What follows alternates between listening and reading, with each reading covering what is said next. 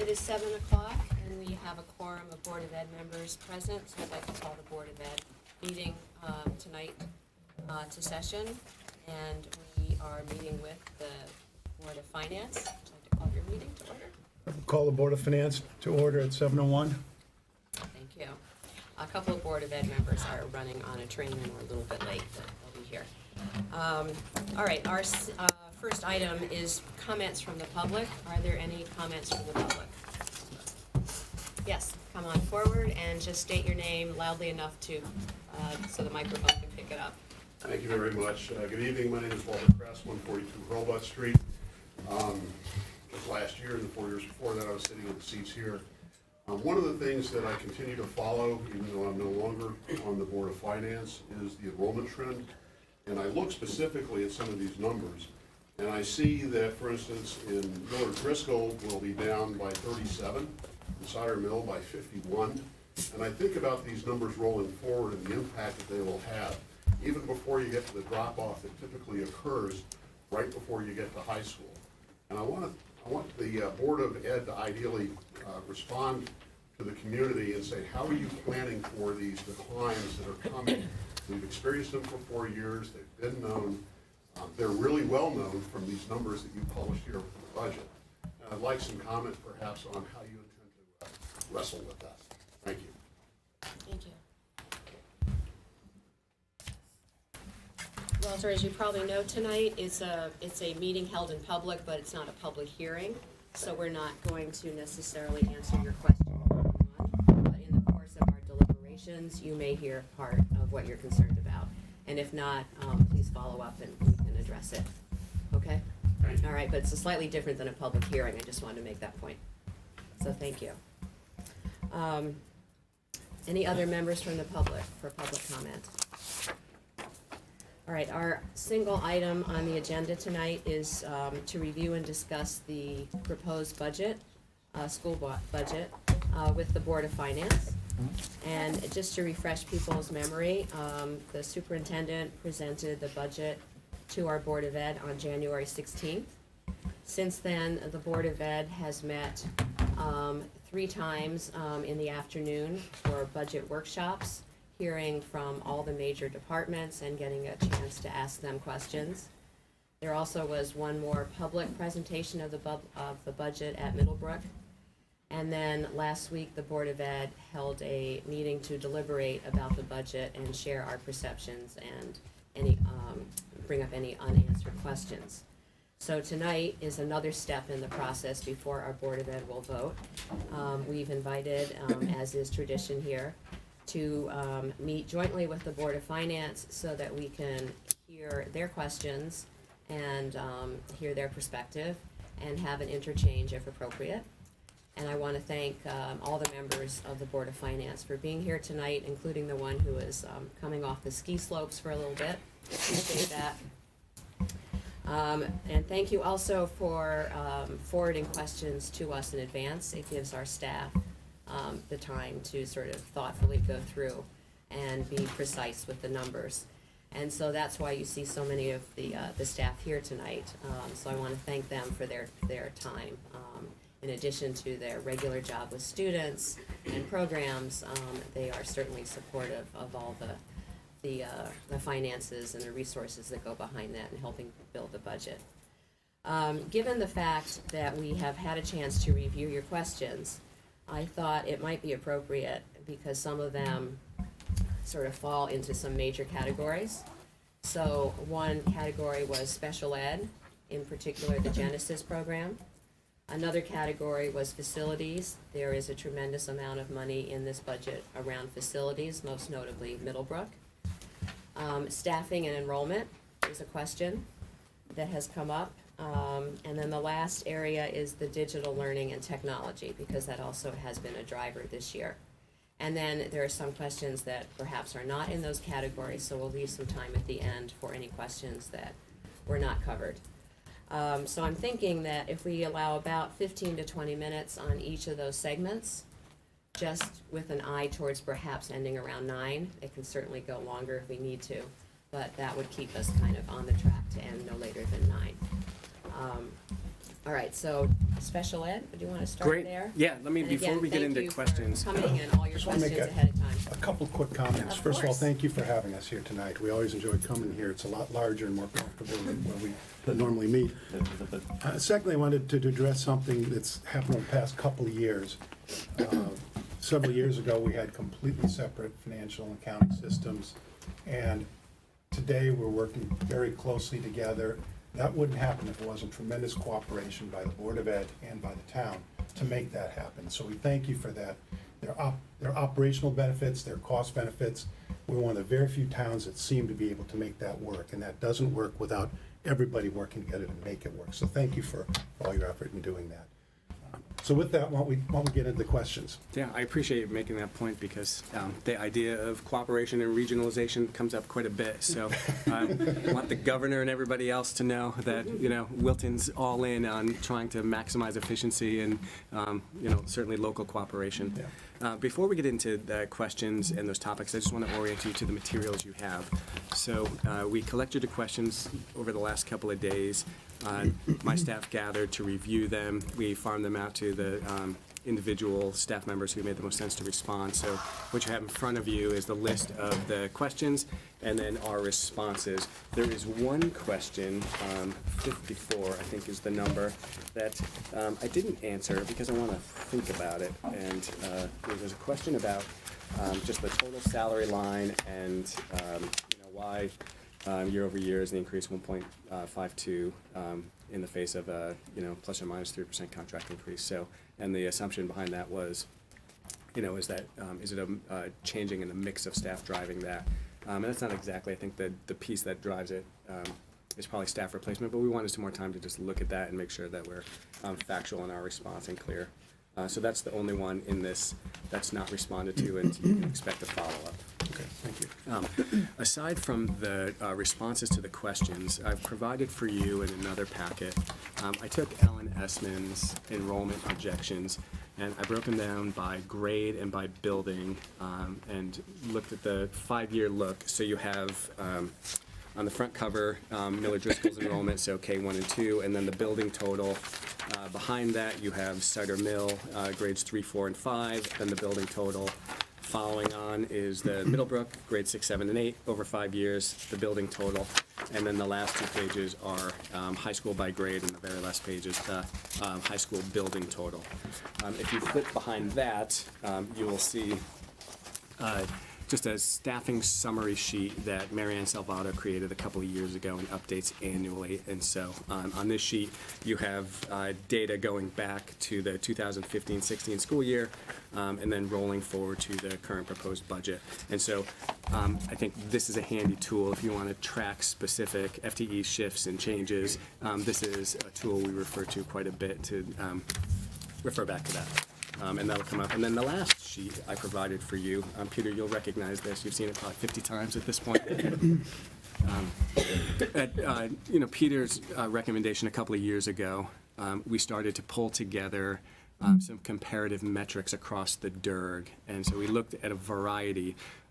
What you have in front of you is, by DIRG A schools, or districts rather, a breakdown of staff by type, and then corresponding ratios. So you can get, at a glance, a look at the ratios and how we compare to some of our neighboring districts. And so as we're talking later in the conversation about enrollment and staffing, this may be a useful tool for you to refer back to.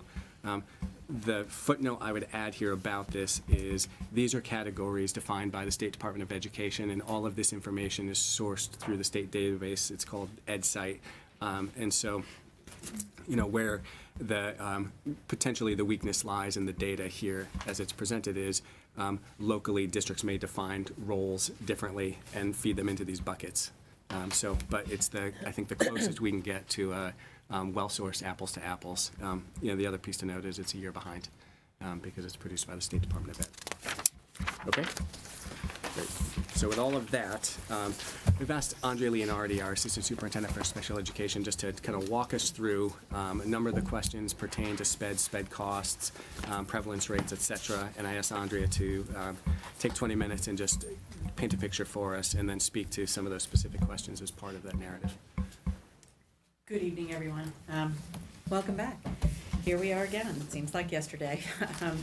So I just thought I'd start with kind of reminding us of where we were a year ago and how we utilized some of the funding we were given this year and some of its impact on the district as a whole and on some of the decisions, particularly the decision of the Board of Finance to fund our Genesis program in year one. I think there's a lot of good news to share about that, and I think you'll see some impact here in the budget itself. As you remember, a year ago, we had set some targets for improvement in the district in special education around literacy, around transition, meaning when I say transition, I look at school to life transition. So it's what happens for children with disabilities when they leave our school district. And then also in the land of social and emotional learning. You'll remember that we've been discussing now for a couple of years the rapid rise and intense rise in students with mental health issues, anxiety and depression, and its negative impact on overall performance. And that's been an area of great concern for us and one of the driving concerns for the creation of the Genesis program. And so those three areas continue to be areas of focus for us. We spent some funding this year on doing professional learning with our staff, have really taken a look at our how robust our continuum of service is for students from the general ed program through to very specialized programs. And we've seen some real benefits in things like our tuition line. Both our tuition line and our consultation line are reduced in this budget by each over $400,000. So I think that is a direct response to some of the work we've been doing internally to build programs and the capacity of our own staff. So thank you for supporting that over the past couple of years. Next year, we're going to add to those three targets the area of mathematics. You've heard mathematics being talked about at the district level, and the achievement gap between students with and without disabilities exists in math as well. And so we're going to take a deep dive into mathematics and children with disabilities. So we're going to add that. So you'll see in one of the questions, there was a question about professional learning. We're going to continue our work with our evaluation teams around that neuropsychological piece. If you remember, we talked about this last year, increasing the capacity of our own evaluation teams. And to help save some money, again, in that consultation line in terms of the numbers of evaluations we have to farm out. So that's a piece of this puzzle. We will be looking at, that will also be something to address the overall prevalence rate, which is of grave concern to us all in terms of the numbers of children and the prevalence rate of children with disabilities here in the district. So we think that will have some impact there. And we're also adding mathematics and doing some work with our teams, general ed and special ed alike, in terms of how to teach mathematics and provide access points for all students to grade level mathematics. And by the time they are graduating from high school, to be college and career ready. So those are the focus. Another piece we added last year, which has had tremendous impact and I think is being seen across the district, is the impact of the addition of our second assistant director for our secondary schools. That had an impact pre-K through 21 because we've now focused Sharon D'Angelo on our pre-K through 5 and is really helping to be boots on the ground with our teachers and our families and our administrators to build the capacity at the building level. And Melissa Barrett, sixth grade through age 21, who is working diligently with our secondary schools. So that has been a tremendous benefit, and again, we thank you for your support in doing that. When I look at the big good news items for this budget, first and foremost, I have to say Genesis. We currently have 17 students attending the program, which is beyond where I thought we would be at this juncture in a startup. Remember, we talked about Genesis as a cost potential savings and a cost avoidance. I think we are realizing both of those targets. Currently, 2 students have returned from out-of-district placements and are attending Genesis successfully. If you recall, last year when we talked about Genesis, I said to you that I would not I would not go out and just take students away from stable placements. That was something we were going to work with families on, but we were not going to force families into. And we did not do that. These families chose to come to us, and their kids are doing quite well. So that is actual savings to the district in that tuition line. In addition, very conservatively, of those 17 students, I would say that 5 of those students would have been placed out of district by now. That's very conservative. Yes. I'm sorry, so you said earlier there was about 400,000 of savings as a result of the investment in Genesis. So part of that is avoided cost. Probably more than 50% of that is avoided cost, and the rest is actual savings. Is that correct? I would say so. Okay, thank you. Remembering that the students who are continuing to be outplaced, we factor in a factor of a 3% increase in tuition each year. So that it is actually $453,816 to be exact, in terms of both cost avoidance and cost savings for the following year. So I think that's a celebratory moment for us. I think it's great, Andrea. Just a question, in some of the materials it stated that there's about $120,000 per student cost typically of those types of students. Are the students that are not coming back from being out of the district, would those be similar costs? Are they really $120,000 per student of avoided cost? Is that or are those students maybe in a different type of situation where they would have been? The students who are still out? No, the students who are in the program, the 15 students who Yes. did not come from an outside Yes. program. Again, conservatively, knowing the students, I would say about 5 of those students would have been outplaced by now at the cost of about $120,000, factoring in tuition plus transportation. So it's a home run. It's a home run. Yeah. In my view, it's a home run. Andrea, would you also just comment a little bit more on that $120,000 figure? I saw a question pop up someplace recently, comparing tuition of some of the outplacement sites that we use, and the tuition wasn't that, but that you had factored in summer and some other costs that are generally included in the total outplacement. Can you just describe that fully, please? Yes, the total tuition is usually about $70,000 for a therapeutic day placement. That's the category I'm thinking about right now. Add transportation, which is typically upwards of $30,000, and then you add extended school year services, which most of our students require extended school year services. That's where we get to about $120,000 a year. There are other add-ons that could be if a child needs speech and language service in their therapeutic day placement. That's typically an a la carte service, because those schools do not have those services embedded in their program or integrated into their program. So that's how we get to that $120,000. If that helps. Having said that, so with the additional students that would have otherwise gone out of district, plus the 2 that have come back at an average of 120,000, you've got 7 at 120,000 that are in Genesis.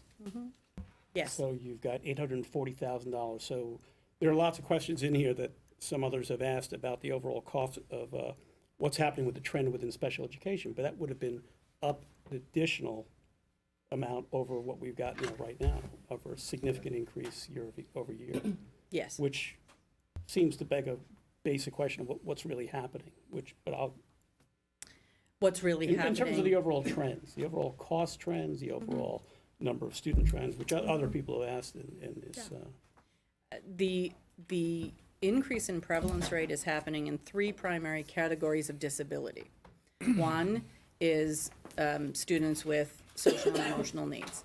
That continues to be an alarming trend, not just here, but around the area and in the state. It is an alarming trend that students, particularly as they get into upper middle and high school, we're seeing they're having difficulty managing with distress tolerance, with their ability to fail and get back up, the ability to kind of process the pressures that are on them. They're having difficulty with that, and it's resulting in lowered achievement overall. We're seeing more school refusal and school avoidance, kids who are unable to manage the social milieu of the school. They're academically quite capable, but the social aspects of a building this large are very difficult for them to manage, and so they avoid coming. And so we have to work with them to get them even through the door sometimes. So those are the kinds of kids that we need to have options for within that continuum of service. The other area that we're seeing on the rise are the area of students with specific learning disabilities, some with dyslexia, but also with math disabilities and writing disabilities, who really have what I would term as unexplained underachievement. They're having difficulty not only because of their cognitive abilities are quite good, but their executive functions are challenging. They have difficulty with self-regulation, with managing shifting set, going from the big picture to the minute detail and back again. So those are some of the areas that we're seeing increases in.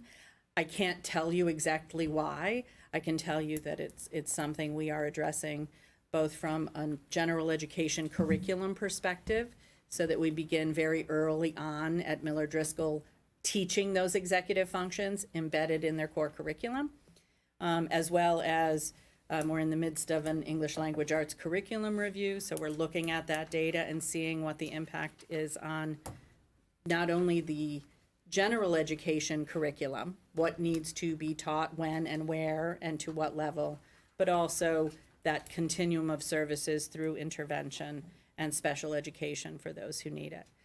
I'm not convinced personally that we have hit the sweet spot in really understanding when a child truly has a disability that needs to be addressed, or when there is something else in the way that's not necessarily a disability. So I think our numbers are pointing still to over-identification, not massive over-identification, but I think we're a few percentage points as a whole district too high for my liking, given the population of students we serve.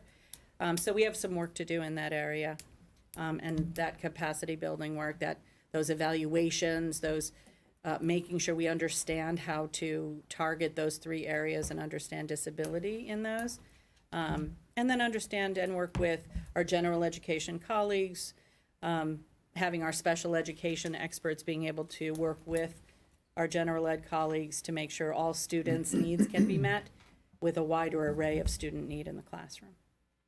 Does that make sense? Stuart, I think it's interesting to note that from the state numbers, over the last 10 years, there's been a decline of about 50,000 students in the total state, public school population.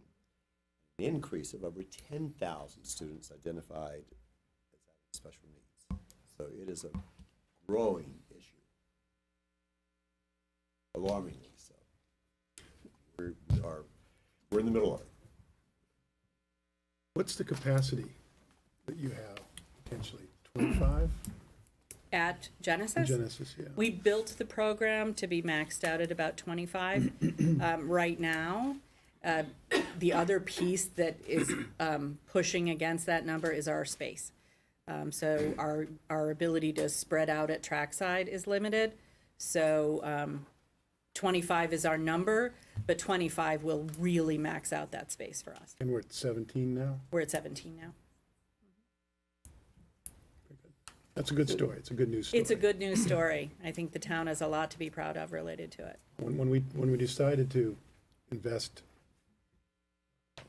charter authority in that, it was on a hope that it would end up being that or better, and it has, I think, as we look at the numbers this year. So congratulations to the whole team for doing that. I will say we are better than I expected to be at this juncture, and that really is the four teachers, 3 teachers and a social worker who are manning that program have done an exemplary and extraordinary job my job is to support them, and they're really, what they're doing has nothing short of extraordinary, so I just throw that out to them. Okay, well, maybe we might induce some of the out-of-town people to come back in town too in the You bet, coming year. we're working on it. Good story.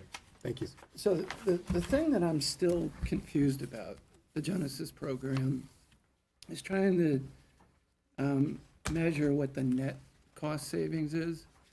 And maybe what created some confusion on my part, when I watched the superintendent's original budget presentation, it looked as if he was presenting Genesis as an added cost to the budget, in the sense that I thought what you were saying, and maybe I was wrong, that if it wasn't for the cost of the Genesis program, the budget would be less than 2%. If we didn't have, well, Genesis was funded through the charter, so outside the approved startup cost. operating budget. Right, but we're adding it into this year's budget. Yes, so you've added So- that cost. So, we're adding that cost into this year's budget, but based upon everything I've heard, we should be saving a lot more in this budget this year than the number that was presented as what the cost was. Yeah, because what I'm saying, if you're saving something like $60,000 per student, Right. Well, I mean, isn't that a net savings in this year's budget? you see savings on particular lines, but you don't necessarily see total savings. So we saw real savings in outplacement tuition and transportation. Those are the true reductions. The other, I mean, I have to go back and think about how to categorize that, but I mean, I think any other savings were, picked up in our other total budget increases. The budget can't reflect projected savings of cost avoidance. Right, so that, Okay, it's not, Yeah. it's not possible in the budget to reflect that, which we are experiencing. If we didn't have Genesis, we would probably We'd have have spent another more. Yeah. $700,000 or $800,000 tuition, higher. in our budget, okay, or more, maybe $1 million if we did not have Genesis. But you can't reflect that in the budget. Numbers don't work that way. in other What words, we can reflect is the true savings of those families. They came back to us, where we had been spending the money and now we're not. That's a true savings, okay, that we would not continue to carry forward. If we added the cost of Genesis back into our last year's numbers, okay, because you funded it, we did not. But it was a cost, it was an expense, that went back into last year's numbers. Our increase that we're asking this year is 1.9%. And that's really the only way you can look at it, because we actually collectively spent that money last year to get Genesis started. So our request this year, with that in last year's number, if you added it to last year, is a 1.9% increase. Right, but isn't the reality of what you're saying is that without Genesis, the increase would be a lot more? Would be. Oh, than yeah. Oh, It's a no doubt. balanced budget. Oh, So- yeah, absolutely, Yeah. yeah, no doubt about it. Right. I think you take the delta of 70 or whatever it is and factor that by the number of kids that would Seven or be. eight students at $120,000 a student, would be Outplaced. $900,000. Yeah. yeah, Michael, I just want to make a comment that last year when we reviewed this, at that special meeting, I was under the impression that a lot of this was going to be, the investment in Genesis would ultimately result in savings on students coming into the program, not avoided costs. So it was a surprise to me this year that we only really saved money on 2 students, and then the rest was, well, we're avoiding what we thought would be projected costs of outsourcing, 17 others. That's my misunderstanding. I mean, we've always framed it as cost Five, avoidance. yeah. I think we talked, we spent a fair amount of time last year, because I remember the questions vividly, and I gave a lot of thought to whether or not I was going to go out to, go out to families who had really struggled to get their children stabilized into a program, and to go out without having something I could actually show them or that they could see. And I recall vividly talking about what it would take that family to risk stability in their child again. And I guarantee you, we can go back to the tapes and look at that, because a family wouldn't do that. necessarily, and I knew I wasn't going to be able to have something to show them. I do now, and so more and more families are coming back to look at it. Some of their kids are in 11th and 12th grade, and so think about your own children. Would you change your child's high school in 12th grade? Probably not. And take that risk. But the younger students, our 7th graders, our 8th graders, our 9th graders, are really benefiting, and they don't have to go through the kinds of crises that the older kids had to go through. So we're really catching them earlier, getting them stronger, and some of our kids are actually planning on and setting goals to return to Wilton High School, which will even add benefit to them. So there's really a lot of good happening. The cost avoidance side of this was really to take a look at keeping kids from going into those crisis phases and giving them the support they needed and building up their skills to then be able to take the leap into the larger, more intense milieu of Wilton High School and Middleborough. Audrey, would you take a minute to, because we had begun to talk about cost avoidance with the launch of the Community Steps program a couple of years ago, and that's another success story for us. Would you just kind of review for the group that program, who it serves, and then the cost avoidance formula we look at? Community Steps, if you recall, is our program for students with disabilities age 18 to 21 who are with us working through their whole transition from school to post-school life. These are students with much more complex needs, and they are entitled under IDEA to an education, a free appropriate public education, until they can graduate from high school with a true high school diploma or age 21, whichever comes first. We have obligations to them to work not just in the college and career domain, but also in the areas of independent living and community participation. So these students are students who, prior to the 17-18 school year, I believe it was implemented, prior to that, those students were all outsourced to other communities to provide those services, where they would do job coaching and all their other services out in the community. We brought them back and created a program here in district, which now serves our students 18 to 21. And again, we don't pay tuition and transportation out to other agencies on a per pupil basis. Now we create, for lack of a better word, economies of scale by bringing the students to the community. And we've also been able to find opportunities within the community of Wilton in local businesses, local areas, to begin to see the benefits of hiring and employing young people with disabilities. So that is an early piece of the puzzle, but in the years coming up, in the next 4 to 5 or 6 years, we're going to see that program triple because of the numbers of students with those kinds of needs in the schools right now, and we know they're coming. So we have a program built and ready, and ready to accept them as they become 18 and need those services out in the community. Our kids are attending Norwalk Community College. They're working in local businesses. You see them all over town doing all kinds of important work and learning in the process. So that's another, in my view, home run for the town and the community. Great. Thank you. You're welcome. And then just forgive my memory, did you address staffing? Because we're proposing to add Staffing, in certified this staff. budget, I am Yes. proposing that we do a bit of a trade-off of some of our non-certified staff in the form of paraprofessionals and bringing in some more certified staff.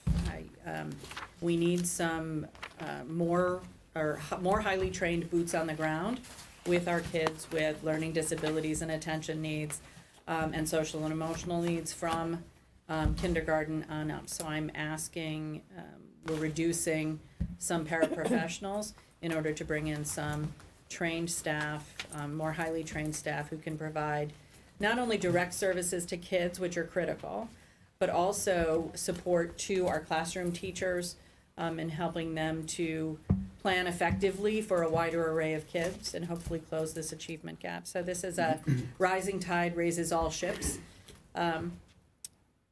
proposal, and I hope you can support that as we move forward. I think it's gonna, I think it'll help us both with our prevalence rate and with our achievement gap, so. Other questions in the SPED arena? Chris, any questions? I'm all set, Jeff, thanks. Okay. Great. All right, so Next the section. next big category, and there were a number of questions, was really tied to facilities, repairs, and maintenance of the physical plant. So of the total proposed spend, about half of it is dedicated to a building improvement project at Middlebrook School. So to one of the questions, a year or so ago, I asked Jose Figueroa and Chris Burney to develop a 5-year capital plan. So we have a 5-year capital bonding plan and a 5-year rolling capital operating plan. Year one we just came through, and as part of that, we spent significant dollars upgrading the facility at Cider Mill. And so the plan was to replace all the flooring, upgrade the lighting to 2x2 LED lighting, and to paint. And so we completed that. We got rid of all the old carpets, put down tile, painted the facility. It looks beautiful. Moving into the next phase is phase 1 of Middlebrook School. And so we're imagining that Middlebrook will take 2, possibly 3 years to complete. So phase 1, we're focused on the Cheryl Lynn Peterson wing, the main atrium, the office area, and a little bit into the 8th grade area. And so similarly, we are proposing replacing all of the carpeting with VCT tile. We're proposing replacing all the ceiling tiles and the lighting with new higher efficiency LED lighting, and we're proposing to paint.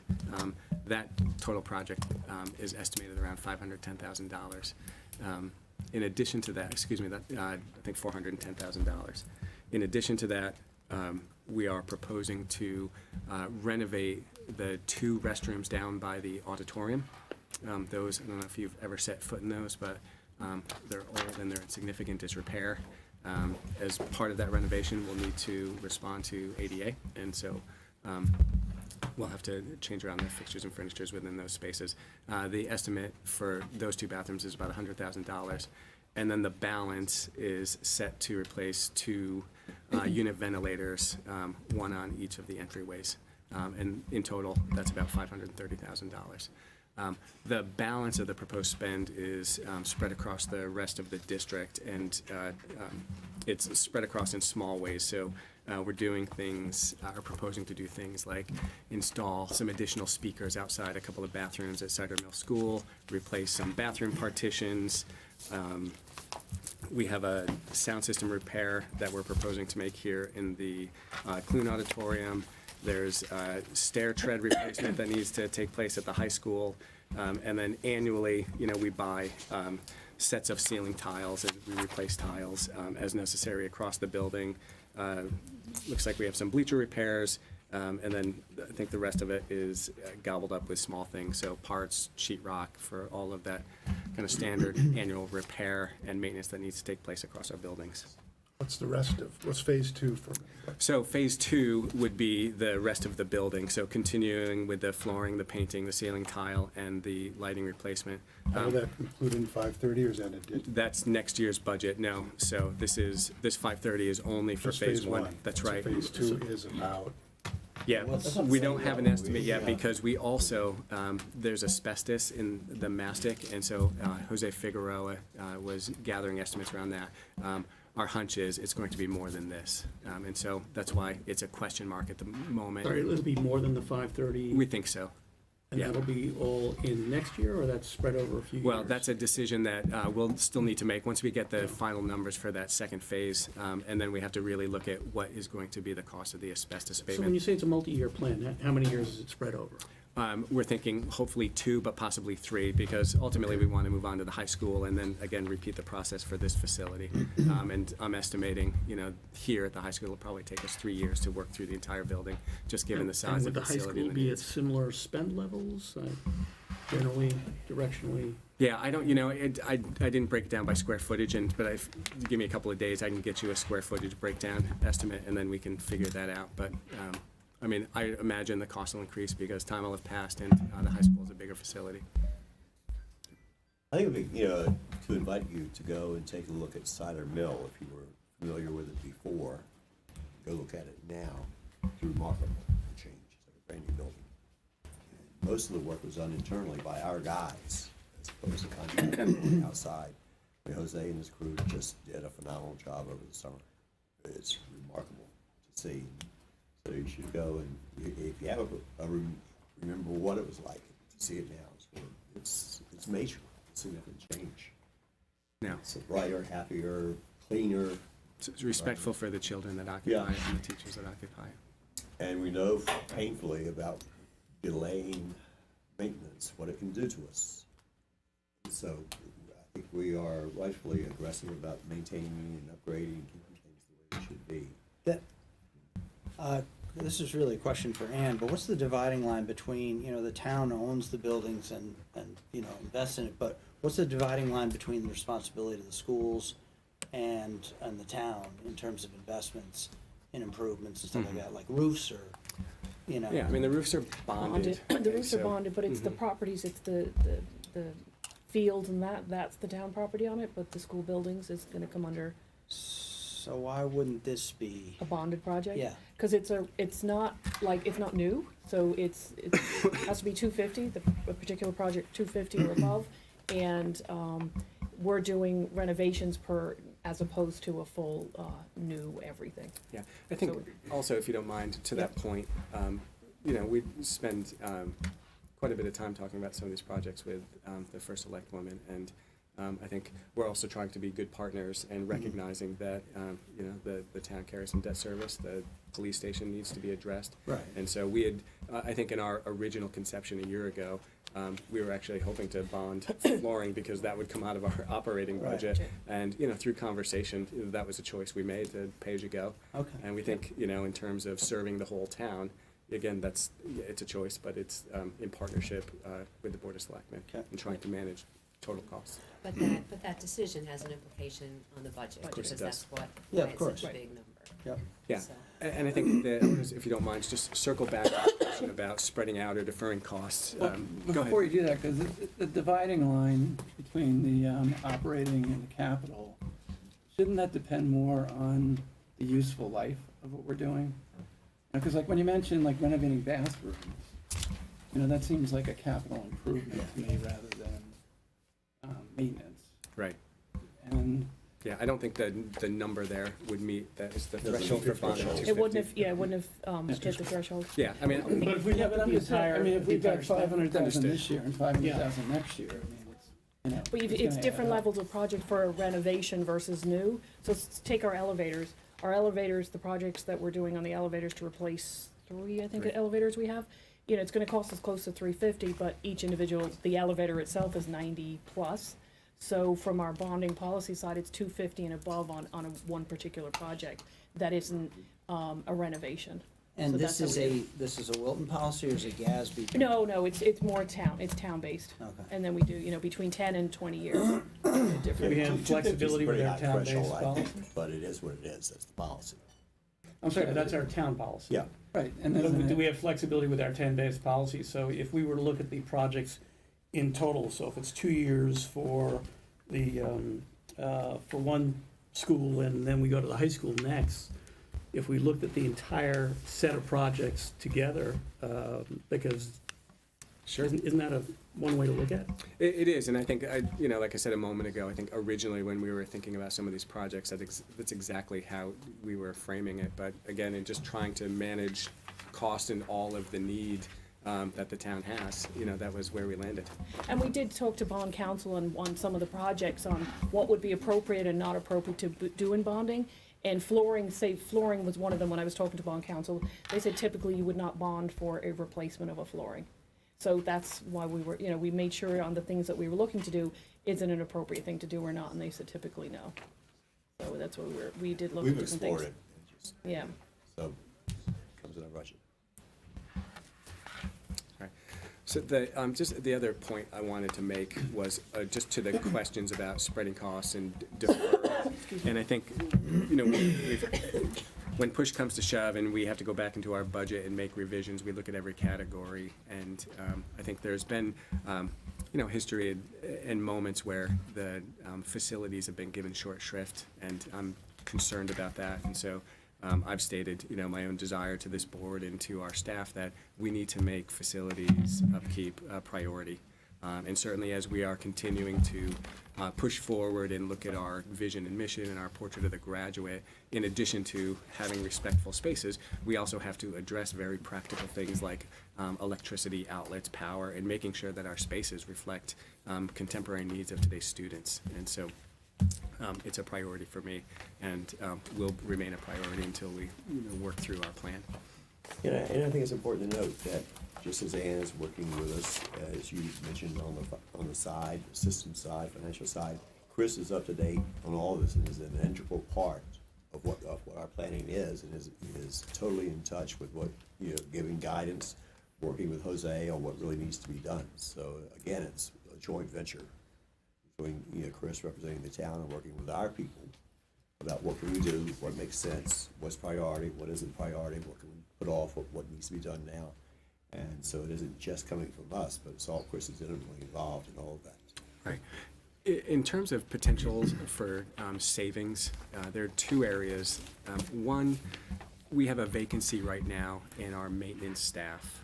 And so rather than hire kind of traditional school maintainer that's a jack of all trades, we are looking at reshaping that job description and hiring a qualified electrician. And so the majority of that time would be spent doing electrical work, and then the balance would be spent doing more of the general maintenance duties. So presently, we farm out a lot of our electrical work, and so we think having an electrician on staff will drive down the costs for all of those electrical repairs and upgrades that we need to make over time. The second area that came up in one of the questions was just around the town's commitment to solar energy and what that means for the schools. So I think we held our funding relatively flat, and we're anticipating very good news from those solar projects. Chris Burney had suggested, in the first year we could see some electricity savings somewhere in the neighborhood of $100,000, and over the span of 25 years it was upwards of $1 million. So we'll continue to watch, and then if we can revise our budget estimates, we will. I think it's just important to note that this discussion about should it be bonded or not bonded, we did go through this in the last couple of years and landed on the not bonded side.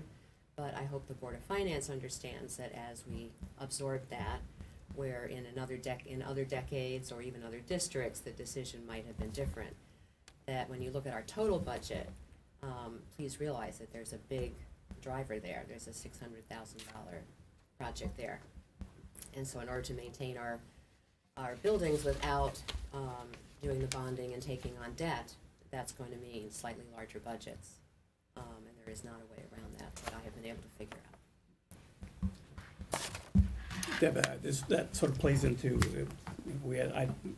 some of my questions, which were around the facilities, and question number 57, and it ties back into the salaries versus everything else. So salaries are up 1.5%, and the budget is up, and that includes the compensation for people in the Genesis program. That means everything else is up 2.8% to get to the 2.5% total increase. And the biggest driver for that is a lot of these facilities spend. Mm-hmm. So just the increase alone, just from those several items, is $700,000 year over year. That's just the increase. So that's a big driver getting us from what would have been otherwise 1.5% increase in salaries, assuming everything else was status quo on spending on facilities, to a much higher number. Yeah, and Stuart, that was a choice that we made, fully recognizing, what that was going to mean to the bottom line of the budget year over year, and I think also in recognition to the story you just heard about the need to really commit to facility upgrades. The maintenance and the upgrades, and fixing them. Middlebrook is tired. If you walk through Middlebrook versus walking through Cider Mill, the difference is startling. It really is. It stands out. The quality of the environment that our staff works in, that our students live in 8 hours a day or whatever. It's remarkable. And another way to think about it, we talk often about recurring costs, and so for a short period of time while we're working through these projects, there'll be recurring costs that are, somewhere around the magnitude we're proposing presently. But once we move beyond that, I don't know that we'll be coming back looking for major facility upgrades unless something shifts dramatically. We have in our, bonded capital plan, rooftop unit replacements and things like that. So those major mechanicals have also been accounted for. Great. So the next area is really on enrollment and staffing. And so I thought we would spend just a few minutes looking at enrollment over the next several years. So I'll refer you to just the charts we distributed at the outset. And here's what I would suggest to begin. If you look at over the next 5 years, and you look at Cider Mill and Village Driscoll, collectively our elementary schools, enrollment for the most part is relatively flat. So we're actually projecting a slight increase from current year into next year at the kindergarten level. And then, a couple of slight dips, but those out years actually show a slight increase. Similarly, at Cider Mill, over the 5 years, if you look at the building total, we're projecting a total of 801 in 2020, and then 5 years out, about 787. So not a dramatic shift in student enrollment at those two buildings. And what I'm imagining with respect to staffing there is, as the students move through various grades, we may need to open a class in one grade level, close a class in another, but really shifting existing staff across either within the school across grade levels or across schools across grade levels. So I don't foresee in the next 5 years with respect to classroom staff in those two buildings making any significant changes. The other staff, so administrators, specialists, PE teachers, music teachers, some of those other kind of non-classroom folks. In some of those situations, we continue to monitor our ratios, and there too, I'm not imagining such a significant drop where we would choose to dramatically reduce staff in those buildings or eliminate programs or change the way that we're providing programming. Slightly different story when you look at the trend in Middlebrook enrollment as well as the trend in the high school enrollment. So you can see at Middlebrook over 5 years aggregately, we're projecting a decline of just over 100 students. In thinking about the enrollment decline, it is something that we've been thinking about for a couple of years because it's been on the horizon for several. Currently, our staff, led by Lauren Feltz, is engaged in a conversation around a schedule change, and there are a couple of drivers feeding that conversation. First are some curriculum and instructional needs that we have.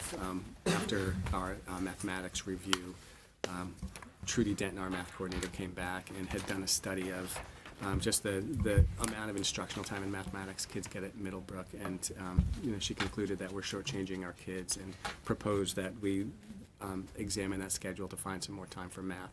As we're looking at standards beyond mathematics, we think that a different schedule might serve us better instructionally, so the staff is engaged in that. The second driver is enrollment, and so as part of that process, they're looking at how we might organize differently so we can be more responsive to the changing numbers of kids that are coming through that building. And then similarly at the high school, we're projecting over that same time period slightly bigger decline, just around a couple hundred kids. So basically, if I'm looking at this correctly, there is a projection that in 5 or 6 years there will be an upswing in birth rates and stuff like that. While this sort of we've been through this long-term decline, that's sort of bleeding off in the higher grades. Yeah, you can see dramatic differences in the classes that we're graduating today versus the classes that are cycling through our elementary schools. Yeah, and we've been. You have a rationale for that? What has Esmond said about why that's going to occur? That's a good question. I don't have I would love to see answer. that, but I'd love to understand why. Yeah, I think when I looked at other projections, because her projections are consistent with Milone and McBroom and with NESDEC in terms of the shift, and, in those other conversations, it was attributed to an increase in birth rate. What I think we haven't seen, and that was, the story about the kindergarten this year. Although the birth rate is up for our current kindergarten class, we've had, I think, one of the lowest enrollments in recent memory, and far lower than we expected. That was really the primary driver of the difference between the projections and the actuals for October. And so consequently, we didn't hire an additional kindergarten teacher this year. In thinking about next year, we're hedging our bets with the kindergarten class right now. So we've built into the budget in the salary line about $100,000, but we're not necessarily ready to commit to an extra FTE. All right. So to just finish the point about staffing at the high school staffs to the section, and so because of that model, you'll see if you go and look at the history in that detail sheet I gave you, every year based on the classes students register for, you'll see swings in the departments. So some departments will expand by, a quarter or half FTE, others will contract, and that's really registration driven. And so ultimately fewer sections will mean, the need for fewer staff, and so I imagine we'll be able to contract. And then moving beyond the classroom staff and looking at administrators, looking at other support specialists, other kind of immediate non-classroom staff. Again, there we go back and we look at our ratios, and we look at ratios comparatively. You have some of that information in front of you. We haven't set ratios, and so that's a conversation that is yet to be had. What is our right number in terms of staff versus student to make some of those decisions? So as we get deeper into this work, that's a conversation that I think will be amplified, and we'll make some decisions around some ratio guidelines. Yeah, I think if you get into the detail sheet in the back, looking at the ratios, we are well within line with the other systems in our DERG. Well below. Yeah, there are a couple of outliers. Yeah, but I mean, it's substantially, below in some cases, and in line in most cases with what's going on in the DERG. Interesting to note that, I don't know if you're Richfield Academy is closing their pre-K program, or the school in Reading, because they've looked at the demographics and said, hey, the students aren't there, and the students who are there will now move either to Westport or to South Salem, to their other two schools. And so they've bit the bullet, so we're closing this coming year. Right. So I've looked at, I don't know, 7 or 8 years of, and it's just a very high-level metric, which is students to staff ratio. And it topped out around 2011, I think, around 7.5. And it's now, based on projected enrollment, 6.5 or thereabouts. Have others, and I haven't done it at these more granular levels as you presented here, but have other schools had the same experience? I mean, maybe I have to go through, I don't have the staff levels here. Sure. I think the other part of the story for us, Peter, is the choices that we've made in response to our vision, our mission, our strategic objectives. And so, for example, as we've come down in enrollment, and we'll go back, 4 years even, we made some staffing decisions. So we created full-time coordinator positions. These are, teacher-level positions, but their job is really to guide, manage, and help develop the curriculum K-8. So those were adds to the head count. We have, another example, case in point, we're strategically adding special educators to respond to some immediate needs. Strategically, in service to our Portrait of the Graduate, in service to new demands around digital learning and new curriculum in that area. We've taken Fran's position, which was half-time a couple years ago, and grown it to full-time because the need is there. We've also, in this most recent budget, added additional library media specialists at the 2 elementary schools. So those are choices not guided by enrollment, but guided by our strategic priorities, and that gets in the way of watching, a more linear decline in staffing. I think if you want the total story from 15-16, you can look at the backside, and we've come down, I think, in that since then, probably a total of 16 FTE, somewhere right in that neighborhood. That's on the detail summary sheet at the very back of your package. But we and just look at Genesis. We added 4 teachers and we have 16 kids. So you go, oh my gosh, you can't do that. Well, you can when you realize all the other things that come with not doing it, and how we serve kids better, Right. and we keep them in-house, and we're avoiding the outplacements.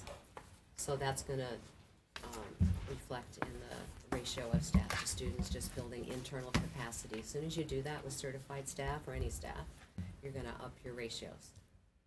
Yeah, and community steps is the same story. And so those have been choices we've made. So that's really the point that I wanted to make. And I think the question was, so projecting out over 5 years, are there other choices like that that we're going to be making?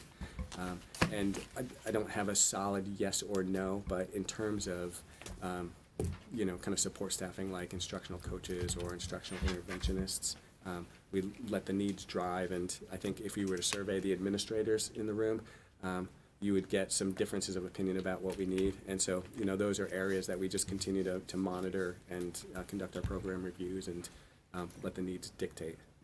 If there are new programs, we don't have any other new programs planned that would add staff. What I'm suggesting, I think, I'm imagining as we move into those next years is that we probably will see a more linear drop in our total staffing. Again, and the asterisk would be unless there's a new need that emerges or something else comes forward that we're not thinking about today. Well, yeah, if you have I think a number of the questions that you presented were relative or touched on class size and things like that. And we are within our guidelines, and we really are constantly looking at the class size guidelines that we operate to and that we try and maintain. And we're there. I mean, we're within our guidelines. We're not heavy at all in terms of the teacher-student face-to-face relationships. Yeah. Well, Do we need to go back if I and look at do we the- need to go back and look at our guidelines? Perhaps and that's a valid question. Are our class size guidelines what they should be in light of changes? Those are the questions we need to ask, and we constantly. Right, but Glenn, if you've gone from just a high-level student-staff ratio of 7.5 to 6.5, the student is being better served. I don't know exactly where they're touching Yeah. those students, Right. but you're improving. Yeah. So, I'm not sure that's a fact. So. No, and it's a good point. I think that speaks to some of the choices we made about where we designate staffing. That I see my job, and I think the job of this executive staff is to make decisions that really promote and improve the quality of this district.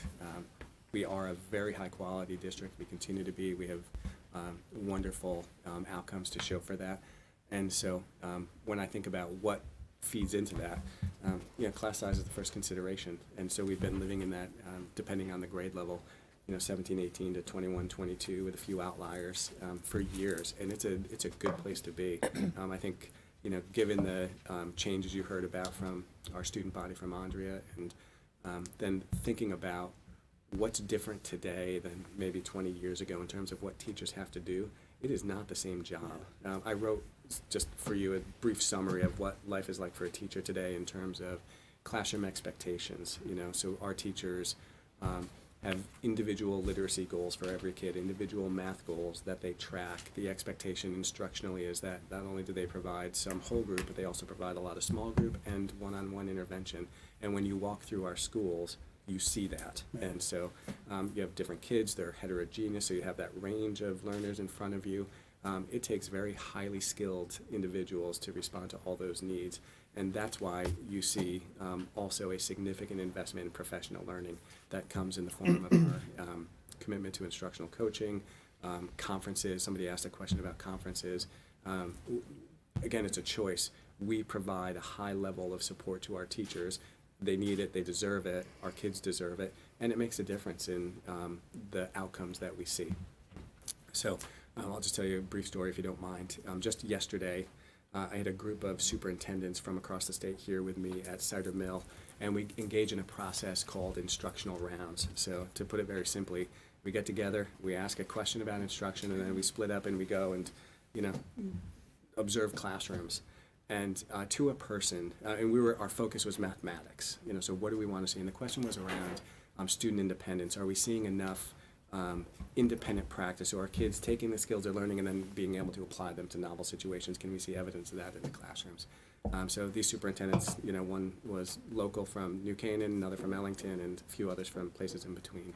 And to a person, they all commented separately about the universal high quality of instruction in our classroom. They could not get over how well our kids spoke the language of mathematics, collaborated together in solving heavy-duty problems, and then the role of the teacher in terms of delivering instruction and then looking at student work in real time and pulling small groups to respond and remediate.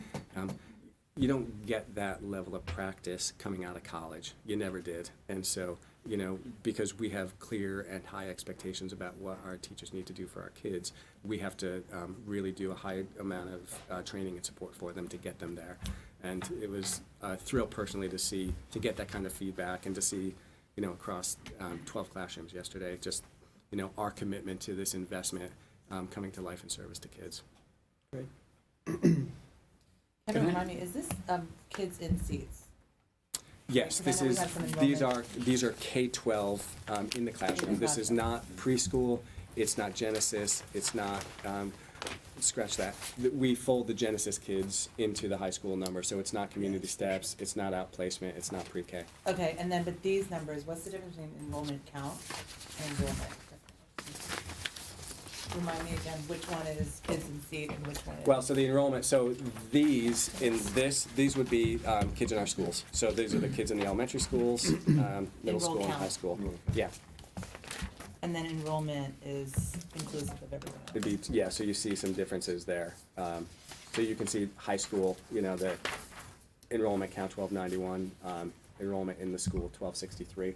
So that would be, kids who are outplaced, kids who we're responsible for in terms of reporting to the state, but aren't necessarily participating in the academic program in the building. So does that decline in high school have anything to do with the increase that we're seeing in special ed, that you're starting to see more kids need to go? When you're looking at the predictions, do you include that in it? In fact, might well, need we to go we Genesis, forecast like outplacement, and so I think the other good news story that we really have talked around but not spoken to directly. It was only a few years ago that we had as many as 36 kids outplacement. Andrea's forecasting 20 for next year, and that's, Huge. changes in special education in the district, Genesis, but, other programmatic improvements. Andrea, what's your forecast for Genesis for next year? I'm anticipating 20. I built the budget anticipating 20, but we built the program to be able to house about 25. Right, and we kept those kids in the total high school enrollment count because we were kind of working on our staffing sheets. We didn't want to unintentionally double count them. Right. So, a different question. If we were to set a set of objectives around standardized test scores in terms of where we stand in the DERG, and if we said we want to be top 3 in the DERG on math standardized test scores, where would you consider adding resources?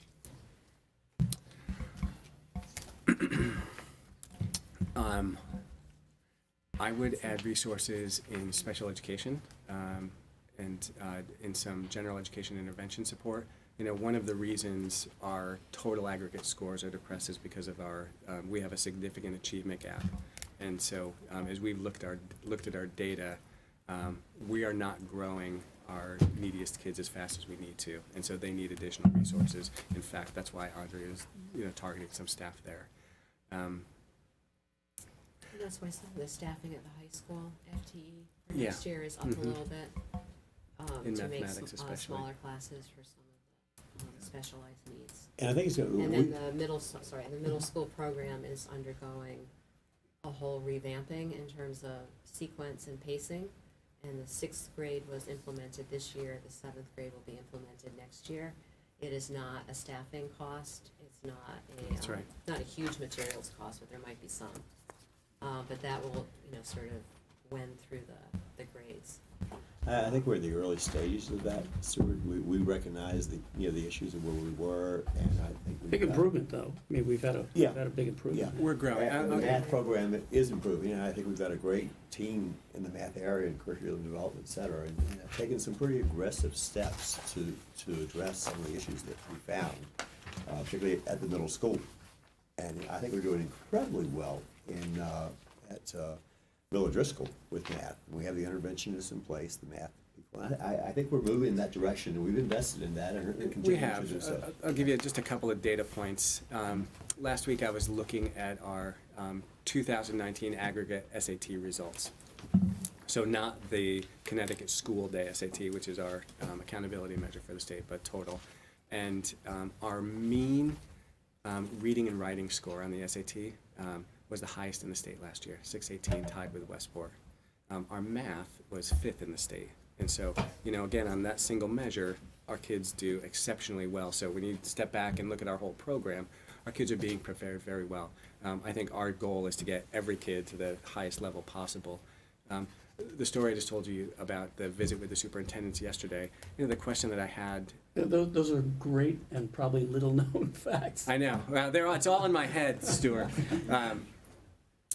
So the question that, I put to them was, look, we think we have made the shift in instruction and doing what we need to do for kids, but we're not seeing the results on some of these measures. And, this is not an uncommon phenomenon when you look across the state, but we have collectively been digging into this for more than a year and coming back with some different ideas and trying some different strategies, but I really wanted a different group to look at this.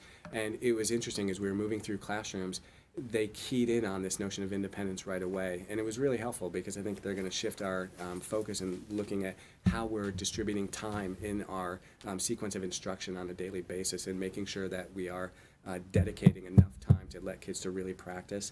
And, I'm thinking that might be the difference. The other question that came up was what exposure to the kinds of questions that are presented on a standardized test do kids get access to routinely? And that was something, we have to wonder a little bit more about.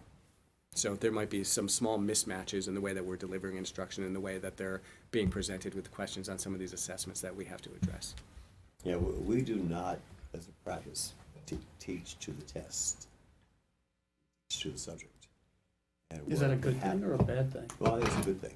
I like to say we're doing it the honest way. Yeah, definitely, without question, because there are schools and our teachers who are instructed to teach to the test. We've got to have the highest test scores possible, and therefore we're going to teach to the test. We're going to practice tests. We're going to do this, and we don't do that. And I think rightfully so. It's Can't you do some of both? Well, that's what Kevin was saying. I think there is perhaps some way of doing that. But the scheduling review we're doing at Middlebrook now is to a great degree driven by our direction in math to give us more classroom instruction time daily at Middlebrook in the area of math. And how can we do that within the confines of how the school is structured and how our days are built? And that was one of the drivers that's leading us to do the schedule reviews. And what can we do to get more math instructional time? Going to the block schedule of the high school, which we did this year, is giving us longer classroom periods, which I think in math is going to be very, very productive, and will make a big difference in what you see coming out of the high school in terms of learning and math learning. You're not crammed into 40 minutes. You've got an extended period to really drill down and focus the teachers to be more conscious of the individual students in class, how they're doing, et cetera. It's going to be a big benefit to us. It's going to prove to be very successful. Right. Other questions about staffing and enrollment? That's, I think, probably of all of it, that's the big one that we pay most attention to. I wanted to let you know that on the Board of Education website, Ellen Espin's report is available, and she does talk about her methodology and other things that she used to go through it and projection variables, et cetera, because you had expressed interest. So Okay. Yeah, we've gone back to Ellen. She was away for a couple of years, Yep. 2 or 3 years, and I think we made a wise choice to go back to her. She lives here, she knows Wilton, she's got the methodology down pat, and her numbers are pretty right on. There may be a blip here or there, but not much at all. She's very, very good at what she does. She is. I'm not sure why we ever went away from her in the first Well, place. you know, well, she It's went good to be away. back. Yeah, She went no, away. She went away. She quit. got busy. No, I mean, she used to volunteer, and She was Yeah. a volunteer. She Yeah, was doing it for many, free many years. For all those years. Okay, if we want to stay on our time schedule, we need to Right. move to technology, I'm sorry. Yeah, And digital. I shared with the Business Operations Committee a compare, because we've used several firms to do enrollment comparisons, and when you look over time, you know, the only one who's truly off is Peter Prouda. You know, the rest of them are all within, you know, depending on the grade level in the year, within a few kids. In Peter's model, he held birth rate flat at the lowest level, and so you see this huge departure compared to NESDEC, Milone, and then Ellen as well. All right, so the last piece here, technology and digital resources. This is another area that we invest significantly, and there are several reasons for that. Number one, with IT, we made a choice several years ago to outsource our IT operations. We thought a firm could provide us service in a more efficient and more effective way and help us bring our infrastructure up to snuff more quickly than our local staff. So we did that. So we've been working on a multi-year plan, and that's why the Wi-Fi works in this room and every other room. So we, you know, are kind of working our way through a multi-year process, not only to upgrade all of the buckets and wires, switches, cables, what have you, but internet access points. Along the way, we initiated what we call a ready access plan. So we have one-to-one device accessibility beginning in grades 3 through grade 8. Here at the high school, we're in a bring your own device environment. And so we make recommendations to students about what devices they should use, but we don't provide them. And down in the lower schools, we provide both Chromebooks and then, especially for the younger kids, iPads. So that's a significant investment. We typically fund that through leases, and then we replace those devices, particularly the Chromebooks, on a 3-year schedule. Beyond the technology, go ahead. I'm Pete. sorry, Kevin. Just through 6th grade, we supply Chromebooks? 8th or grade. 8th grade, Yeah, okay. 8th grade. So every kid has either a Chromebook or a iPad that the school pays for? Every kid has a Chromebook, and then in grades 3 through 8, every kid has a Chromebook. In the lower schools, so at Cider Mill, there are carts with Chromebooks, and then Miller Driscoll, we have carts with Chromebooks, and then we also have iPads. And so depending on the need or the instructional activity, you don't see, you know, large numbers of iPads through the upper grades. So that was a commitment in terms of responding to new digital literacy demands, computer science demands, et cetera. The other area where we've grown dramatically is in the arena of digital resources. And so under Fran's leadership, we've really developed a robust library of digital tools for our staff and for our students.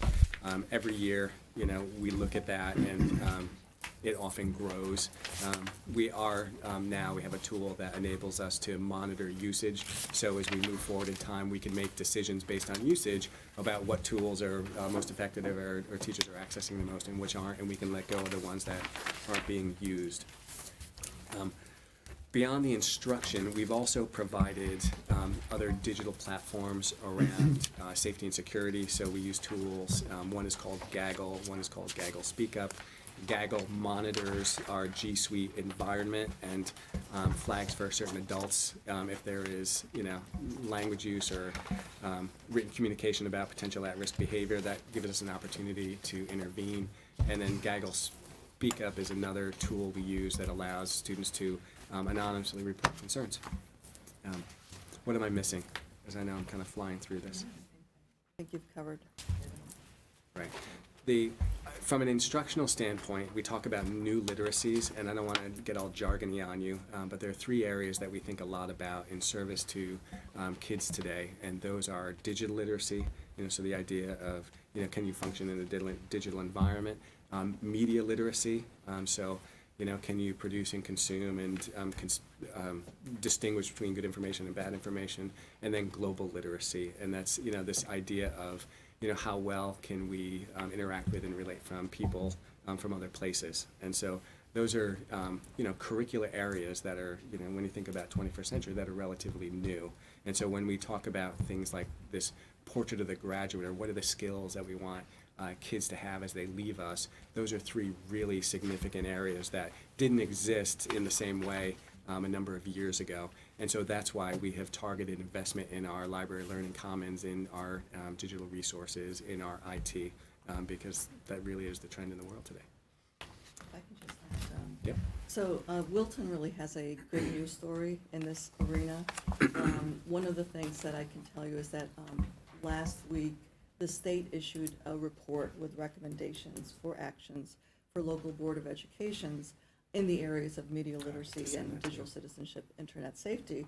And we, I was able to share the report out, and we have been ahead of the curve. So a lot of the things that we've been doing over the last several years, we had already in place, and I was able to report out that, over the course of the previous 3 years, we've added digital literacy courses in 6th grade. We started one in 9th grade this year. We have our library learning common staff teaching computer science, coding, as well as, literacies. And the state actually came out and said these are the recommendations that we have. So we're able to be leaders. We've won, last year we won the Library Learning Commons program of the state top award. We continue to actually be real leaders in this area. Thank you to you. Great. Part of the reason you see the growth in the line is, we've added new tools, but we've also, as we've been, piloting certain tools, there was either, initially no license fees, or, a reduced license fee because Fran negotiated well. And as we've moved on, now we're paying full freight. Within that budget as well, in previous years, some of these resources were housed in other budget lines, so in building lines. And so we've made an effort to try to contain them all in a cost center. And then, so kind of working through Fran, because we really needed to have a clear vetting system. We've also pulled in tools that are, not necessarily, kind of Fran's tools, but are digital resources that are supporting science and social studies. So we use these things called tech books, just as an example. So that line has grown because of some shifting as well. She also, within her line, there might be some speech and language resources. Yeah. There are resources in that line that basically cover every subject area and every grade level. What we did about 3 years ago is we took an inventory, an audit in a sense, of what was out in the schools, what was being used in the departments, and we centralized it. And it was a brand new cost center is what you're seeing for the 17-18 year. And we then moved and brought more of these resources as we moved on. There's a real important reason for it because of the fact that the state requires student data privacy. We have to vet all of these resources to be sure that they meet all the requirements and we comply with the law. So that's actually part of the process that we go through. And because of the fact that they're centralized, I actually am able to negotiate better pricing with the vendors. So oftentimes there were resources that were in particular schools, and I was able to get district level pricing, which was much more favorable to us. And another reason for one of the increases, probably in technology instead of digital learning, but I was pleased to see something around security, network Yes, security testing. That's a new one. Mm-hmm. I think there was 25,000 in there for that. So there's some important chunks of work that need to get done.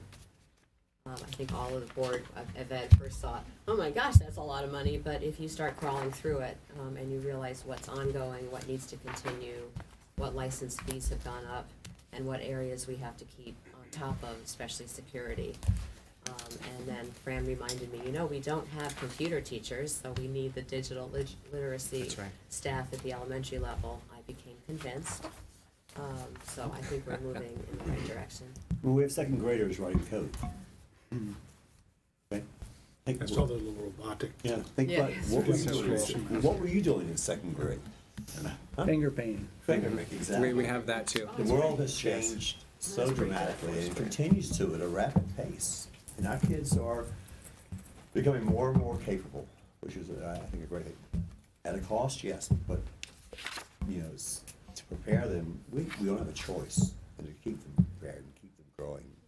It's such a what Fran and the team have done over the last 3 years in terms of accessibility here in this place, because I remember 4 years ago, you couldn't find a signal anywhere.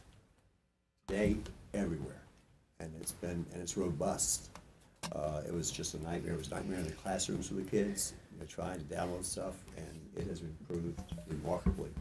We actually have some stats on what our students produce through, we're a Google district, so we have the G Suite with docs and sheets and slides, et cetera. Our students produce 700,000 documents in our G Suite a month, since this began. So we have the roadway, in a sense, our infrastructure to be able to do that, and we have our students that are able to expertly actually create them. And we actually have filtering to be able to monitor all of that work. I remember in the 80s and 90s when I first started working for the schools, we asked the tech ed teacher, can you please deal with these things called computers? And he kindly said, okay. So I think one of our brilliant moves, thanks to Dr. Smith, was taking the whole idea of doing the break fix and the leasing and what computers to buy outhouse, just like, let's contract that. Because there are people out there that are going to be way ahead of us and know much more than any one teacher can keep up with. So let's hire the technical expertise outside the district. And that's a great model. I think it's served us well, and I'm not sure all districts have caught on to that yet. But that's the way to go. And keep the learning part with Fran here, but let all the, how to lease it and what's the best security and what's the antivirus and how often does this need replacing and all of that stuff to somebody else. So it's been a good partnership. So one of the questions I had was really around why is textbook spending up 23%? Does that include ebooks, or because I think I'm only asking this question because I see what's happened trend with McGraw-Hill and other textbook publishers, which have now gotten spun out of their parent companies because they've been right. There are a couple of different responses to the question. I think in the first instance, when last year when we had to respond to a budget reduction, we froze the budget, and as part of our planning, we did some pre-spending. I'm sorry, Kevin. My question isn't why are we spending. No, I'm answering your question because what happened, we pre-spent in some textbook areas, I think at Miller Driscoll and some of the consumables. And so the line was lower in this current budget. So it looks like a bigger swing because we actually bought materials in the 18-19 budget. Yep. So that's part A of, the just really concrete answer. The second part is, is that Chris? Chris. Right? Chris. Screaming about we haven't fully made the shift to digital text, and it's Are not other schools doing that? Well, it's not necessarily in our financial best interest. So textbook publishers provide these licenses, and often they're annual subscriptions, and when you cost it out compared to a traditional textbook, you don't necessarily get favorable savings. And so what we try to do is buy textbooks that have a digital license, and then we carry the paper textbook for as long as we can and renew the digital license as it makes sense. I think we do. I mentioned tech books before in science and social studies, so we are moving in that direction, but it's not certainly not wholesale. All right, Chuck, what else would you add? Well, I would just add at the elementary level, which is where that increase was mainly, it's not always appropriate to have kids doing everything on a digital device. They still need. At least for a little while. But that'll change, right? Actually, the research shows that kids who have hard copy books do better than kids who are devices. Doesn't surprise me. Yeah. I think 5th grade is about the age where you really want to move totally over into a digital device environment. We are buying a lot more ebooks and audiobooks. We work with Overdrive, and we have a lot of online resources for nonfiction and research. And I think as you see them going up the line, you'll see more use of it. And it's really early on in terms of the e-textbooks. So the other kind of theme that came through this series of questions was really around, what can you live without if you had to cut 20% off this line or that line, what would you do? And you have some responses to that in those questions based on the various lines. And, you know, what I would just say as a general statement is that as we put together this budget doesn't reflect, you know, everything we wanted, not by a long shot. So there was a lot of internal negotiation and really getting down to a budget that we think will advance our goals for the next year. And that is consistent across every single line in the budget. So we had quite a great deal of conversation about all of our resources and what we think we need. And that includes, you know, conference and travel, digital resources, text, you name it. And you know, I think what I would just say is kind of a final point on, you know, my comments here is that we'd love to deliver budgets every year that are flat, but that's just not the reality we're living in today. And so what we come forward with is a budget I think that makes sense. And, you know, as I step back and look at growth over many years and then compare, you know, our spending and our budget growth to some of our neighbors, I walk away feeling very satisfied with the return on the investment. Yeah, I think it's really important to note that we just finished a teacher contract, and we were among the lowest in terms of our increase that we negotiated in the Durga contracts that we know of. And to some degree, I think that goes back to what Kevin was saying earlier about our investment in professional development. And we make a pretty strong effort to show our teachers that we care about their development and getting them the tools and the resources they need. We have a great group of teachers here, really do. And if you can keep them motivated, keep them happy, I think that has an impact somehow on our salary increases. Our line has been really nominal over the last 3 contracts or so. They feel that we care. We're paying attention to them. We're investing in them in other ways other than salary, giving them the tools they need to do a great job with. That has a positive effect. I don't think it's lost when you get to the contract negotiation line either. On that point, the WEA, as part of the negotiations, we had committed to examining an early retirement incentive. I have strong feelings about why we shouldn't do that, but we're engaged in a conversation right now, and so we're going to look at the mechanics and the financials, and if that's something that makes sense, we'll bring it back to the board for further discussion. And I'm just curious, why would you do something like that? Just so I think I know. The reason why we would go forward would be purely financial, that there would be a financial benefit to the district and to the town. Replacing higher costs. Right, yeah, yeah. The, you know, the downside, you know, for us as a system. Quality of instruction that you're losing. Right. You're really long-term teachers who are well-developed and know what they're doing and all. Hey, you know, we'll give you X to take another time. Oh, maybe I should do that. And now you have to replace that teacher with someone who's just coming out of college and who really doesn't. You lose, I think, from an educational perspective, until that teacher then gets 5 years out, whatever it takes to get them up to speed and up to their full capability. But you're not required to hire people straight out of Oh, college. no, you're not. No, we don't. And we don't either. I mean, we bring experienced teachers in, you know, who are moving here, who want to come here to Wilson from other districts. We do that annually. And, Yeah, I mean, we've actually changed our, you know, that offset calculation that's embedded in the budget because our hiring isn't solely focused on, you know, the newest and the greenest. Yeah, we we bring put a teachers staff, in from. we put a sorry? staff replacement estimate in the budget as an offset, and you can see what direction it's been. Right. I'd say, I get it, I really thoughtful budget, really thoughtful responses.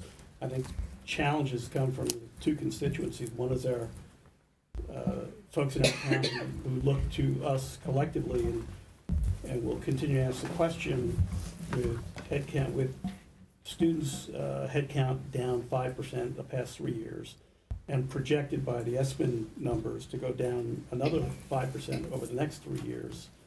Why aren't we, in some fashion, reducing the FTE population for the school? And I think the response is a bit more complicated, and it's a bit perhaps around what we want to do to improve the school and allocating resources elsewhere. And it sounds like there's quite a bit of cost being allocated to deferred maintenance on the schools themselves, and a significant amount of deferred maintenance, which also keeps that increase higher than what otherwise would have been hoped for. The second constituency I think we've got this challenge with is, and I see Lynn's left the room, is around Governor Lamont's issue with schools not doing more to consolidate their non-student facing activities. And I don't. Would you like me to speak to that? Sure, Yeah, so I think in small ways, and I think, the best example, within district is, Ann here on my left, that's been a home run.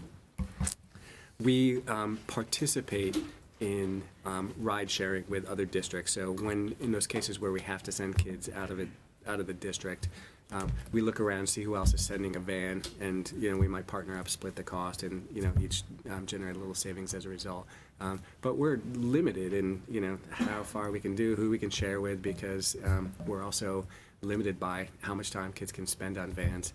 I think to the broader question of really sharing resources, there haven't been serious conversations with anybody, I think anywhere, around, hey, could one superintendent lead, 4 regional district or 4 area districts, and would that make sense? And would you really get an economy of scale?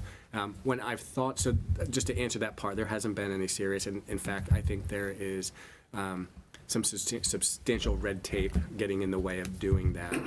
If you talk to folks who work in regional districts, they can explain some of the nuances, and I don't know that those folks would, champion, that model per se. If we really wanted to be serious about this, I think we would get together with other towns and think about, should we relocate all our schools on the border and think about transportation, or where does it make sense to do things like that? Because when you just try to share, kind of existing models, there just seems to be, barrier after barrier to really making it work. And I guess, my final thought on doing that and looking around for success models, oftentimes in this conversation, people will raise the county systems down in the south and, refer to these, systems that have, in some cases, 100,000 kids or 50,000 kids. And while they may have a single superintendent, that central office is awfully deep because they've backfilled with lots of other positions because they still have the same number of kids and staff to manage. So I wonder, what is the true economy of scale? And, personally, I haven't committed kind of far beyond, some of my initial thoughts to, what would it really look like if we were to double down on this and try to match up with another community. And, in fairness to everybody else around us, no one else is really thinking about it very seriously either, because I think they just recognize some of the obvious barriers. Well, there have been some attempts on the benefit side. We've looked at, pooling insurance, that sort of thing, Right. but Fair we enough. haven't seen a model that works for us, that's going to come out financially better. And that has some potential, but the right model and the right pool has not emerged yet for the school side. Yeah, one of the things you might do, like Buchanan and us in our transportation, our bus service. They use one company, we use another. If we got together as one and went out to bid, could we improve? Could there be more cost? Could there be cost savings in that area? But and that's one of the things we think about. What do you give up? Do you give things up trying to do that? I don't know, but it's something to look at. And bus transportation. I think that's the first thing, a business person would say. So Lamont's a business person, he would say, Right. go after your sourcing first. Because he at least has not said he wants schools consolidated. No. He's just said non-student facing activities. Mm-hmm. Yeah, and I think it's as I've read his comments, I think it's theoretical at this point. Busing is a great Politicians do example, and fair enough. We do get access to great rates is through state contracts, and so most of our vendors are on a state contract, so we do get competitive pricing that way, and it's periodically we'll get people come in and they'll do better than state pricing. Yeah. So, we do get economies of scale in those examples. But I think in fairness to the question, I've not picked up the phone and asked, Superintendent McCabe if he wants to talk about busing. So this is something we could pursue. When we wrap up, thank you for the presentations. Well Yeah. prepared as usual. couple concluding comments. This is the first year in many we haven't done guidance, and that was intentional. This is the first and the largest stop as we build the budget, and we won't know until the mill rate meetings what the size of it is. So we wanted to make sure that we gave ourselves enough flexibility to see how it all added up as we go through. The selectmen's budget last year was also flat, and they've got similar kinds of concerns about, public expenses that got deferred from last year. So, and we have debt service issue. I'm glad you're looking at things to keep it off of the debt service, because that might be constrained going forward to things like the police station, things that truly are bondable in the town. But this is the first stage. Make no promises is a good presentation, and as we get farther in the process, we'll shape it and see what it looks like town-wide and mill rate wide, and that'll give us a better sense of where we are in terms of, can we keep what was submitted, or we have to deal with it increase it appropriately. I'll tell you, as one of Wilton's newest taxpayers, I support this budget. Jeff, could I You just got ask, skin in the game finally. Happily so. could I just ask in terms of process, because this is all new to me. The superintendent presented your budget to the Board of Ed a couple of weeks ago. Then the Board of Ed had some workshops. Is the budget we're looking at tonight, were changes made by the Board of Ed? Yeah. But Changes? No, we've asked questions. We've asked questions. On February 20th, the board will vote on a right, budget. that's all right. Yes. So, Right. so this is not the Board of Ed budget yet? Not yet. We're No. just- yeah, and that'll happen later. Right. The likelihood, it's pretty good that it will be. February 20th. Yeah, I mean, it's a good budget. I don't know, you look at the challenges that we face and the needs we have, to come in under 2%, the reality is under 2% number. I don't know how we do better. I don't know what else we do without making some sacrificing some things to get there. We're putting off the Middlebrook renovation work, which is the wrong thing to do. It's the wrong decision. It needs it. And if we know what happens when you put off maintenance issues. No, I think in the process we went back, and I think Dr. Smith and his team was challenged and felt the challenge at the outset before they brought this forward. And they worked on it, they paired it, and they did things, they made some tough decisions. The question I asked at our last meeting is, do you have what you need? They say, or are you sacrificing? And he's confident we can meet the challenges and meet the objective we have with the budget as it's presented, and I feel strongly that's the case. We'll figure it out. I have no doubt. Can I ask a contextual question? I've read about some challenges that Weston's board has given to its superintendent, Westport's board. What is driving that? That's, I've never heard of that in the time I've lived in It's Wilton. very strange. I don't know the answer to that, Peter, but looking around the region, there were some, I think, surprises. Like Trumbull, it seemed to me, was also underfunded, perhaps in the area of special education. I don't know what's happening in Weston, and I'm not sure about Westport either, but. But these were boards pushing back against their own. in Yeah. Weston, the superintendent proposed 5 3/4. They said we will only accept, or we want to see a 2.5 or something like that. And that was a 0%. And a 0%. So I was astounded at that. Usually that's the Board of Finance that does Right. I mean, I can only speak to our process Right, here, right. and I think, to Glenn's comment just a minute ago, we work hard to try to be open with the numbers and be really clear about our priorities. I mean, things do happen, and budget priorities Okay. shift, but And I would assure you, if the superintendent brought a budget in at 5%, we would have said a few things. We probably wouldn't be here tonight. So, We'd yeah, still be yeah. working. I think that's the reason why we try to, appreciate that. we try to look at our assumptions and our priorities, our enrollment. And if the budget had come in out of line, seriously out of line, we would have absolutely questioned it. And as it was, I think we asked a lot of questions, and some areas were a little high to me and some areas were a little low to some other people, and we hashed it out in the workshops. We will have our final deliberation next week. I think Weston and Westport have had some pretty hefty increases over the last Sure. few years. That may be the driver. They've gotten out of control. They were pretty aggressive and pretty healthy increases in both those communities. Okay. Right, right. Yeah. But I think our board does not see our job just to rubber stamp what a superintendent presents. I think we communicate, what the history has been of budgets, we all know what the financial climate is. We look at what the kids' needs are, and we try to say, is this a reasonable budget? Does it do that balancing act? And we'll take our final vote next week, so I don't want to speak for anybody. Sure. But I assure you, if we'd had seen a 5 or 6%, we would have said, what's going on? Okay. Well, one of the questions was in the area of athletics and the cost of the budget increases in athletics. We had, this year, the highest student participation in athletics that we've had in years. In the fall. Which is a great thing. It's positive. I mean, our participation rate is growing, which means we've got to buy uniforms, we've got to buy supplies, and that's a very positive thing from my perspective. We have a tremendous increase in student participation. That's what you want.